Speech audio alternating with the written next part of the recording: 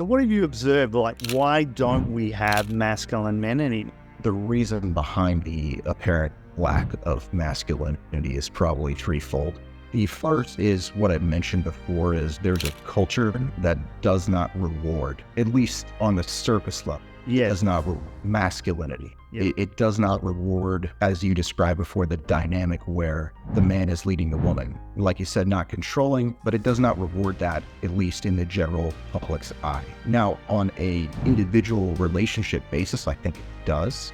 And I think that people that have figured it out have found that that dynamic works best. But there's no incentive. In fact, there's a lot of shame and social pressure to not be masculine, to check themselves at the door. The second thing is, I would say that the general environment, in terms of the habits that a lot of men have these days, is not conducive to healthy hormone levels. And I myself am actually on testosterone replacement therapy. I have been so since 2019. I had an infection in college that basically wiped out my natural biological ability to produce testosterone. Before that, I went for years where I did not have healthy testosterone levels. I actually had the same levels as would be normal for an 80-year-old man when I was 22.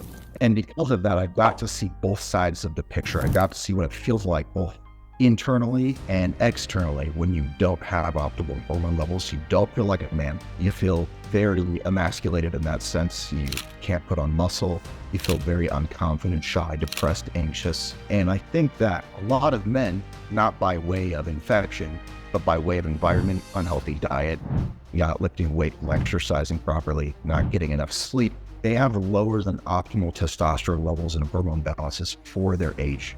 And that is another cause as to why they're not as masculine as before. I don't have a study offhand, but I do know that if you were to compare the median testosterone level of a man from 1950 and 1920, I don't know if they could act that back then, versus now, it is substantially lower. And the whole idea that once you pass the age of 30, a man starts to drop 1% a year by their testosterone is actually no longer the case. It drops much quicker just because of environmental factors.